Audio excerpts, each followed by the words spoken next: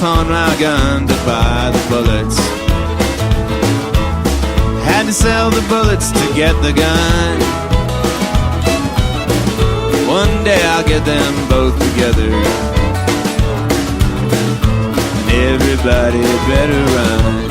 Everybody run now. Hello and welcome to another episode of Zombie Beach.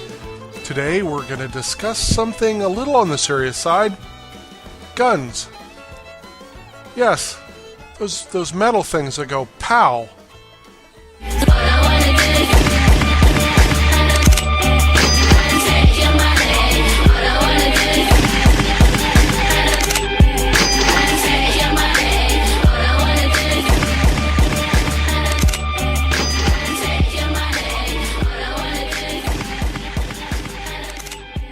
So tell me, what's your opinion about guns? What seems to be your stance on this?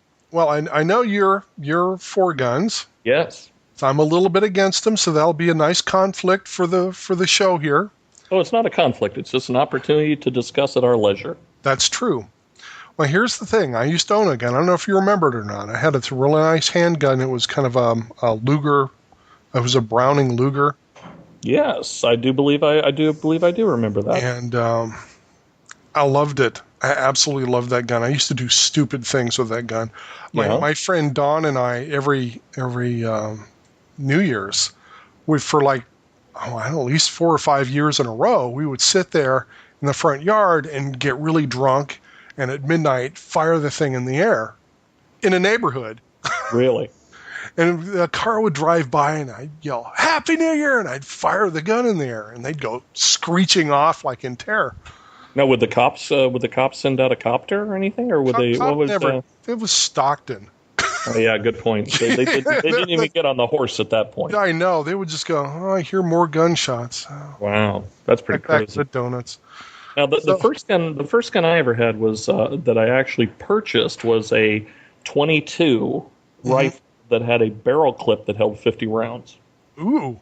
It was actually very cool. When I was working for the Volkswagen magazine, the company had another publication called American Survival Guide. Mm-hmm. And the editor would get all this crazy crap in the mail to test. And so we'd get to go out and shoot stuff. And, of course, if they send something out and we utilize it, it's like if it gets sent back, it's just going to either just sit there or collect dust in someone's back room. So they would rather sell it at a reduced rate and get some of the money back that they had put into it. So I purchased this gun for I think $70, and it was so much fun. And there was a kit to convert it to a machine gun, but I never went that far. Now, what did you do with where did you get this Luger, and what's the story behind it? Well, I bought it. I don't remember where. And was it some guy in downtown Stockton? No, it was like Target or something. I don't know. I don't even remember. But it wasn't like a super nice gun. It was just a gun. I had a gun. Right. And mainly I took it out in the woods, and I would shoot at stumps, and I loved blowing up old cars, Right. There's nothing funner than going out to a place where there's an abandoned car and shooting the windows out of it. I don't know. What is that? It's universal. Everybody loves doing that. I think so. I don't know if everybody loves it, but I do know that I would say that at least 8 out of every 10 men would love to go do that. Yeah. I know some women who would too. Do you really? Well, there you go. Then that's the other 20% right there.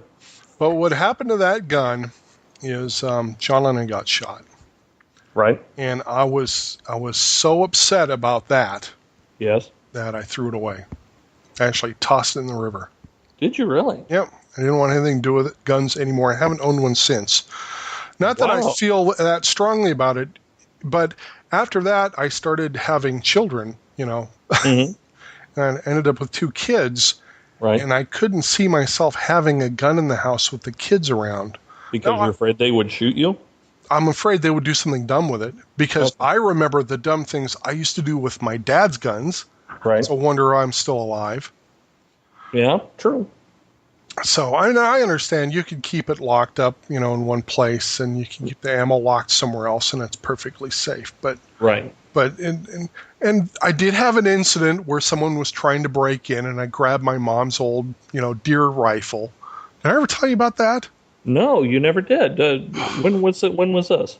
Oh, my youngest one was about 3. And it was kind of during rough times. I was working for my father, and we actually lived in hotels traveling up and down the coast, and my job was very mobile. But in between contracts, we were homeless basically, and so I turned my office into an apartment. There was a shower and everything there, but it was in this old foundry in a really bad part of Stockton. Right. And people would drive by occasionally and shoot through the windows and stuff and whatever. You just stay in the back, and we're protected by bricks and everything. It was okay. Sure. But every once in a while someone would try to break in, and you just shout and they'd go away. Well, this time someone was trying to break in, and I went up front and shouted at them, and they went away, and then they started coming through the back. And I went to the back, and I was shouting, and then they were coming in the front. So they were actively trying to distract me from one side and still trying to get in. Oh, wow. So my dad kept my mom's old 30-06. No, 30. It was a 30-30 Winchester, old Wild West kind with that little cock thing on the bottom. Right. And I stepped out in the back, and I cocked it, and I fired it in the air. And this is after we called the police. We called the Stockton cops, and they said, and someone trying to break in, and we're here, and they're still trying to break in. And they're like, oh, we're really busy tonight. It'll be like 40 minutes before we can get a cop out there. And so I'm like, screw that. So I pulled the gun out, and I shot in the air 3 or 4 times. Really? Screaming, I'm going to kill you, you motherfuckers, blah, blah, blah, blah, blah, to scare them off. Really? Wow, dude. Well, unfortunately, I did that right as some cops were pulling up. Okay, that would be a little bit bad. And I remember seeing them, and they didn't see me, but they heard the gunshots, and I think they heard screaming. They threw the brakes on, put it in reverse, and got the hell out of there as fast as I could. They ran. And I thought, I'm dead. What am I going to do? Oh my God. The cops are going to think I shot at them. And so I wouldn't. Now, what did the cops do though? Well, I put the gun away. Of course. Went back in. The bad guys were long gone. Everything kind of settled down. This place was in between 2 railroad tracks, this building. And trains came and blocked it, which they did normally, and they would come in and out through the switch yards, and they blocked us in, which usually happened at night. So they couldn't get in. And 911 kept calling back saying, are you okay? We're like, we're fine. We're going back to sleep. Right. Is someone making you say that? They asked. Like, no. We're okay. We're all right. It's just, And so they wouldn't leave us alone at this point. And then finally one of the trains moved and the cops came out. And I could hear the police radios. I'm like, oh, God, I'm going to jail. Right. And so finally the 911 called back and said, there are police officers at your front door. They would like you to very slowly open it and come outside. I'm like, okay, all right. Open the door, and I stepped. The SWAT team was out there. There was I'm not kidding, 10 guns pointed at me. I'm like, oh, really? I put my hands up. I'm like, it's okay. And they come in and they look and they kind of relax and they're looking around. They're like, you sure there's nobody here? I'm like, there's nobody here.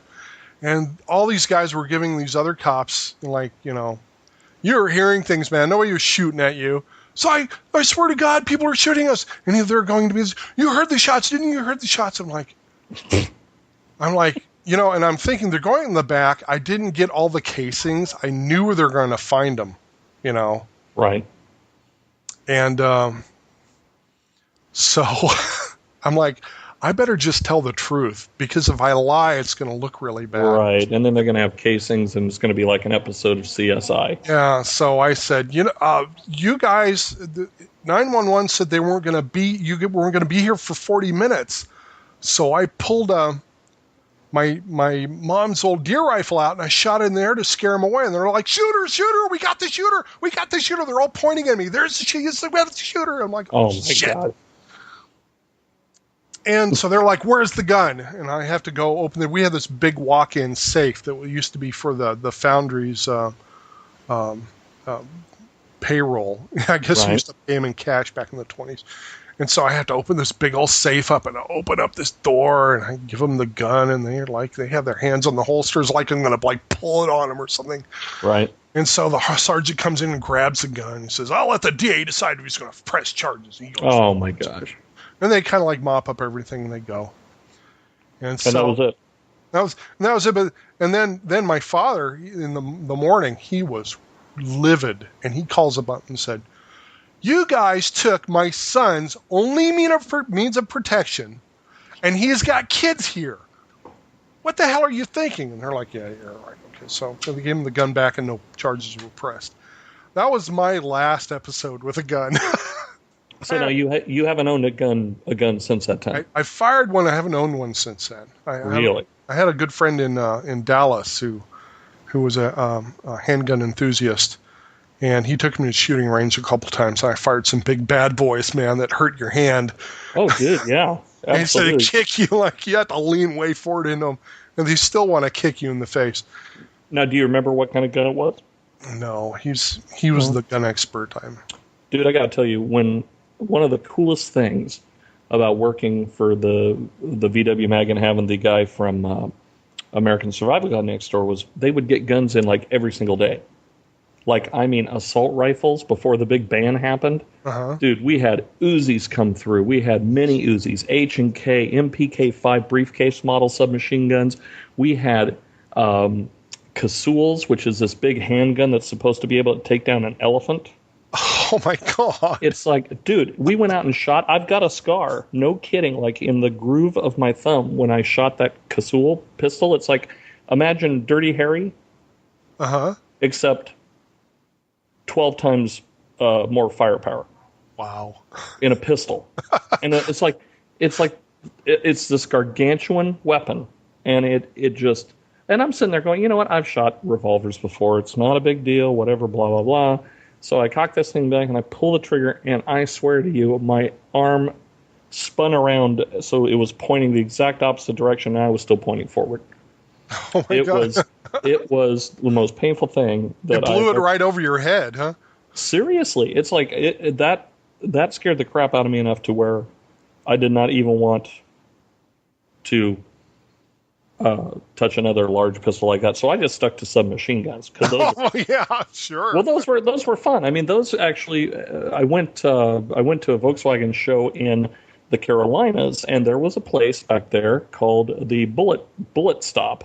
Mm-hmm. And you could go and rent submachine guns. And they had a shooting range in the back. So I went over there and I rented. I had a budget from the magazine to knock that down. And I ended up shooting a Thompson submachine gun, an Uzi, a grease gun, an AK-47. I shot like all these. A MAC-10. I shot every single machine gun that I've ever heard about in my entire life. And it was one of the most amazing adventures that I've ever had in my entire life. It was like, I was just like a giddy schoolgirl on the shooting range. And this guy, the guy who owned the place. I can see a giddy schoolgirl on the range with an Uzi. Yeah, it sounds like a Quentin Tarantino movie, I'm sure. Really? But we were back there, and the guy goes, well, do you really want to have some fun? And I'm going, I'm having a blast now. I don't know how it could get any better. He goes, oh, wait here. He goes out, and he brings in a watermelon and straps an explosive to it and takes it all the way down to the end of the range. He goes, oh, now, why don't you fire that thing up? So I, get this Uzi, and I'm just, the thing about Uzi, it's like there's no accuracy involved. I know, it's just pray and spray. It is totally pray and spray. And so I'm just sitting there trying to aim it and just spraying down there, and I finally hit the explosive, and this watermelon explodes like seriously, like a little thing of C4 goes off and just blows this deal up. Absolutely one of the most exciting adventures. I mean, I've got pictures somewhere. I wish I could find them where I'm wearing my. I had this gray canvas trench coat because it was kind of cold back there, and so I'm sitting there with my sunglasses and my Uzi, and it was pretty badass. Dan is locked and loaded. Oh, dude, I was locked, loaded. I was so hooked on machine guns at that point. It was pretty amazing. So, and then I owned weapons. I've owned that 22 I told you about. I had a 45 caliber. I had a 38 special Trooper edition revolver. A couple of 22s. I had a crossbow. I had the opportunity. I was so sad. Had the opportunity to buy an Uzi for $700, and I didn't do it. And I could kick myself to this very day because you can't pick one of those things up for under $2,500, $3,000 now. Wow. Yeah, but you know what? But getting back to the whole thing of the safety issue. I mean, for me, I don't have kids. I have stepdaughters, but I mean they're fairly educated enough to know not to mess with weapons. You know, it's not like they're going to go play Cowboys and Indians or anything like that. But the thing that kills me about, no pun intended, about the whole gun safety issue is, you know, they say, well, you got to keep the guns locked up in a vault or something like that. But if someone's breaking into your house, when do you have time to go to the vault, open it up, get the weapon, get the bullets out of the other vault because you can't keep them together, load the weapon, and then go after the guy who's in the home with a machete? And you hope he doesn't have a gun. Exactly. And that's the thing. It's like, it makes me nervous to, if I had a weapon, I would probably want to keep it in the nightstand or, you know, have one of those mattress holsters where it's on the side of the bed. Yeah. But, you know, what would make me freaked out is because I have walked in my sleep on occasion, I would be so paranoid that I would pull the gun out in my sleep. Yeah, you see, that's what scares me about guns, especially me personally. Right. I've done stupid things, right? Right. Sometimes you get into this weird mood or something, and something happens, or you're in this, and you'll do something that's dumb, and then you regret it a few minutes later. Oh yeah, absolutely. Right? Yes. But if a gun's involved, you're fucked. Yes. Pardon my expression, but you are. And here's I have experience with this. When I was a very young teenager, I had a BB gun, and there was this kid across the street. This is starting to sound like a Christmas story. Maybe but just let me tell you what happened. Go ahead. Okay. This kid across the street. He's a little bit younger than me, much more handsome. We had a rivalry for the girl next door, really cute girl next door. Right. He won. I'm bitter about it. Uh-oh. I fume about it for weeks. One day I'm in my backyard, just plinking around with a BB gun. I see him walking down the street. I drew down on him. Did you really? Like a sniper, intending to shoot him in the ass. Pulled the trigger. Aim wasn't that good. Shot him in the leg instead. Which apparently hurt a hell lot more because it was in the calf. Oh boy! It didn't break the skin. It left a really good welt. Right. Did he know it was you? Oh, he turned around and he goes. He screamed my name. I'm telling my dad, and he runs. And I'm like, and then you have that feeling that you get when you realize, what the hell was I thinking? I just did something really, really stupid. Right. You know, and it was easy to do because the gun was in my hand. Now, do you get that moment, like, right after you pull the trigger and hit it and he goes, I'm going to tell my dad, do you have, like, a soundtrack in your head that goes, bum, bum, bum? They might as well have been. It was more like the sound of a guillotine coming down on a watermelon. It was I'm dead. Gotcha. And so his dad comes to the front door, knocks on the door. Jerry, did you shoot him? My mom's standing there looking at me in horror. I said the one thing that could get me out of it.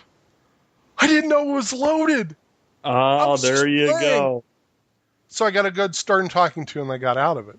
Wow. But if Ronnie, if you're out there listening, I knew it was loaded. And I'm sorry, dude. A girl isn't worth that. I'm sorry I shot you. Yeah, what happened to the Thank girl? God it was just a BB gun.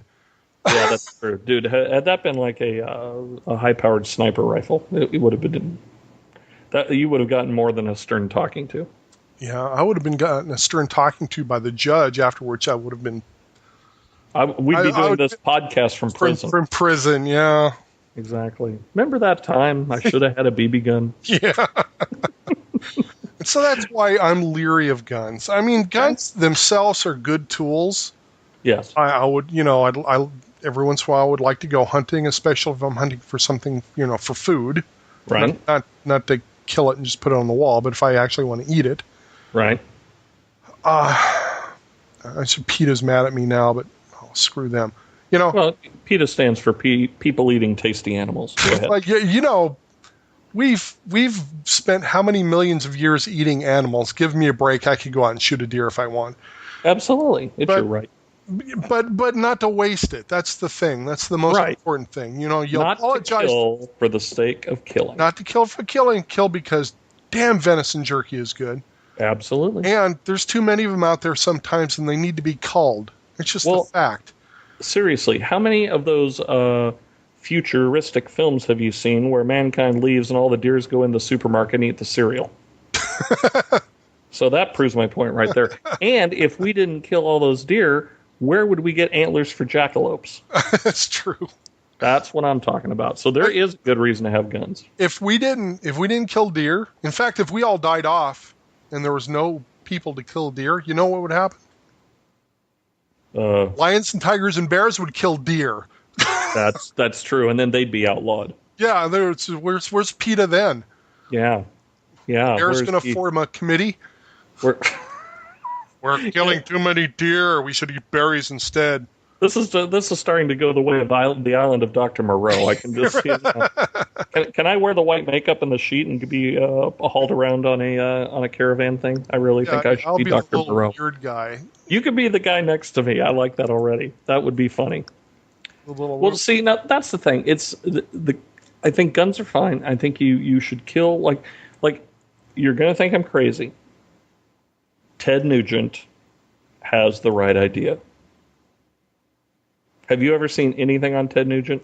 I've heard rumors about his view on guns, and actually maybe not even so much guns. He actually takes it a step further and goes and kills his own food with a bow and arrow. Well, there you go. See, and that's fine. I mean, thank goodness you didn't have a bow and arrow for your little buddy down the street. Yeah, really. That would have been horrible. I had a close call with a bow and arrow too, but did it say Boeing arrow? You did. I was going to say developed by Boeing Corporation. Yeah, so it's a jet-powered arrow. No, I think I was out there with Pat or something. We were playing around with bow and arrow, and I shot one into the air. And we were a kid, there's nobody around. And I get in, we watch it go way up, and it comes back down. And then we notice the paper boy walking out of nowhere, and it lands like 3 feet. It just sticks in the grass like 3 feet away from him, and he looks over at it, and I'm looking at him like, oh my god, that would have gone like right through his skull and down his throat. Well, yeah. Now you see, that's like dropping a penny off the Empire State Building. It will actually go through a person. It was a hunting bow too. I mean, it was that really dangerous. Oh yes. Arrowhead. So you were like playing high-powered lawn darts. Yes. Okay. Exactly. Now I understand. Now I had a similar experience with something not quite as deadly. When I was like 5 or 6 years old. Now, don't ask me how this happened, because I just don't understand. But I remember it like it was yesterday. My brother convinced me that I should hold the dartboard in the backyard for him and his friends to play darts. Oh my God! And I did. Oh. And I'm sitting there, and they're chucking darts at me, and I'm just standing there holding it because when you're that age, Jerry, it's like you think you're only immortal for a limited time, I guess, or whatever. It's just like you don't really care. And so I'm holding it, and they're throwing darts, and I remember there was like a praying mantis or something on the ground, and I remember my brother or one of his friends chucking the dart, and I remember seeing the praying mantis, and I moved the dartboard, and it like slammed right into my stomach, and actually stuck there. I think you showed me the scar. I seem to remember this. Yeah, I think there is a little bit of a scar, and so I honestly think that there should be more dart control than gun control, because there should be stupidity control is what it should be. I believe you're correct. Now, had they control the stupidity instead of the guns. Exactly. People don't kill people. Stupidity kills people. Now, had they convinced me to hold a paper target while they were target shooting, the story would have had a totally different ending. I would have been talking to someone completely different. You would have been having an EVP session. So, Dan, what's it like on the other side? It's very cold here. We're leaving the room now and turning the mic up to 11. Let's see what Dan says. We'll return in 7 hours. We will, and then we'll go over the tape, and then we'll be right back. Yes. after this word from our sponsor. Oh, my gosh. So guns, I guess my bottom line on it, it's like I like them, I love them, but they do frighten me somewhat, and I'd be afraid to have a loaded one. I'd like to have one across the room in a dresser. So, like, if I heard someone coming in downstairs, I could go over to the dresser, get the gun, and then open my bedroom door. That's true. But, I mean, what about a baseball bat?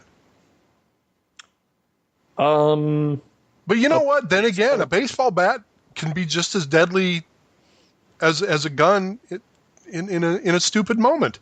That is very true. I mean, really, you know what? Let's put it this way, my friend. You could have a butter knife, and you could still run it through someone's skull. You could. Nothing is really that safe. It's just the gun seems... Well, so why is the gun such a target for everybody? Because it's just too easy to use? Well, yeah, it's convenient. It's kind of the Pez Dispenser of Death. I know, but so is a brick.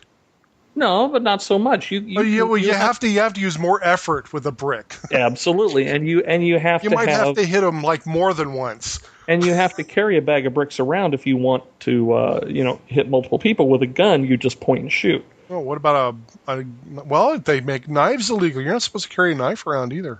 It's what 3-inch blade? Yeah, it's got to be. If you can't carry anything longer than a 3 1/4-inch blade or something like that. Seriously, good Lord, that's God. Remember the butterfly knives we used to carry around with a 7-inch absolutely. blade? I mean, I had switchblades. I still have switchblades that I bought in Mexico like 12 years ago. Oh, that's right. But they have a comb on them, right? Yeah. Yeah, it's not. They're mustache blades. Yeah. From Mexico. Yeah. So law enforcement, please disregard. Yeah. Anything you heard about switchblades, and to be honest with you, seriously, I'd be glad if the cops came over because they're in my garage somewhere. I don't know where they're at. Oh, yeah. I'd rather let them find them for me. That would be fine. If they could clean out the rest of the garage, too, that would be great. What are they going to do, write you a ticket? I guess so. Well, they'd confiscate it, and that would be sad. Yeah. So I mean, that's the whole thing about owning guns. It's not really that you want to, kill people with them. They're just cool, Well, yeah. They're powerful. They're loud. Let me ask you this. Let me pose a scenario. If you owned a gun, and you owned a L6 Corvette, which do you think would have the greatest chance of killing someone? The Corvette. The Corvette, exactly. That's what I'm saying. It's like I drive a '95 Buick Century, 4-door. It's a tank. It's a heavy car. It's like it does not stop really super fast like my Beetle did.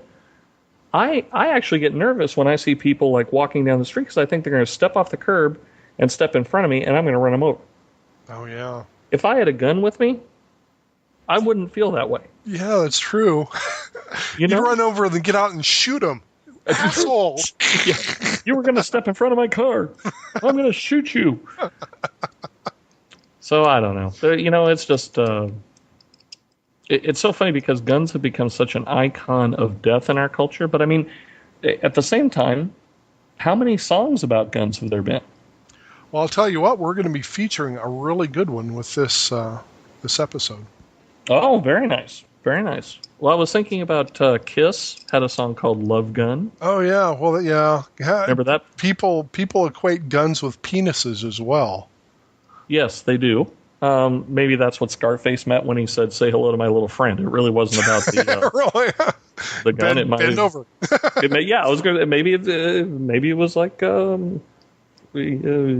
statement on his manhood. I don't know. So I don't know. Speaking of that, did you get the file I sent over? Yeah, I did. Did you? Paper Planes. Yes. Did you happen to listen to the chorus? No, because we're talking. And you wanted to give me your full attention. Yes. Thank you. That was very kind of you. See, people don't kill people. Lack of attention kills people. That too. Exactly. I just got there was actually, you know what? I don't think I'll talk about what just happened. Okay. Well, lawsuits may be pending, so I'll there we go. I'll go offline and tell you about it. But, all right. Yeah, now everybody's going to call in finally. They are. And if you want, by the way, if you want to know, Jerry, what's the call-in number if people want to chime in about this topic? Oh, and I'm sure people will. Yeah, I would. Well, I wouldn't because I'm talking about it right now, but. Well, that is 972-535-5833. That is my Skype number, my own personal Skype number. Boys and girls, call in and leave us a message here on Zombie Beach. Well, there you go. Oh, yeah. So, .zom.com. There's a low energy ending to a very high powered show. Yeah, no pun intended. But I will tell you this: that in my life, I have been called a big gun. And I realized later that it was because I'm small caliber and immense bore. And you shot your wad. Thank you. Right here. You know what? Right here on national podcasting. And I thought to myself, I'm never going to fill up this 10 megabyte hard drive. Wow, you're Skyping out. Really? I wonder if that's a sign from God. It could be. That sounded really cool. I hope it recorded like that. It sounded like you suddenly were in a big, long tube. You know what? That did that a couple times, too, where he went, brrr. Yeah.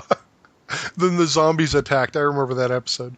Now, speaking of zombies, there's a site that you need to go see, and you can put a link to it just because it's probably the creepiest 6.5 minutes you'll never get back in your entire life. Okay. It's called Rubber Johnny. Rubber Johnny. Johy? I believe it's JOHNNY. Yeah, or if you just do a search for Rubber Johnny. And it's a video, and I think you need to post it just because it has nothing to do with guns, but it's the weirdest damn thing you'll ever see in your entire life. Hey, guns don't kill people, but guns... Rubber Johnny kills people. Guns blow zombie heads off. Exactly. See, now that's the thing I'm talking about right there. Zombie apocalypse, you need to be armed. That alone is a reason to have a gun. What happens when the zombie apocalypse happens and you're unarmed? What are you going to do? You're going to get a machete? You don't have a machete in your house, do you? Do you have a machete? I don't have a machete. No. I could use a good machete. We all could. And I think honestly, Home Depot, has them. But if you go and tell them that you're buying it for the zombie apocalypse, they won't sell it to you. No, you have to tell them you're going to slice lettuce with it. Yes. I'm going to do some yard work. That was like me when I went to get the Uzi. I said, I'm using it for pest control. Yeah, there you go. I've got to go far. Dude, what kind of accent was that? Was that like French? I had to go fair. Don't you remember it? Au revoir, go fair. Caddyshack. Yes. Oh, you're killing me, dude. You're absolutely killing me. But not with a gun. No, but not with a gun. Anyway, well, cool. Thank you, everybody, for downloading and listening. Yeah, seriously, we love it when you. We love it when you show up. We love it when you listen, and we love it when you share this podcast with your friends. Because really, sharing is caring. Yes. Yes, it is. .com. So remember, .zom.com. Well, actually, you should know it because you've already downloaded. So thank you for listening, my friends, and we'll be back as soon as we can. Yeah, seriously, after this word from our sponsor, as soon as we find one. Yeah. that's a wrap. Perfect. Oh, I forgot to tell you, I've got this. Well, I told you about the group, Jim's Big Ego. Yes. So they've got this great song. I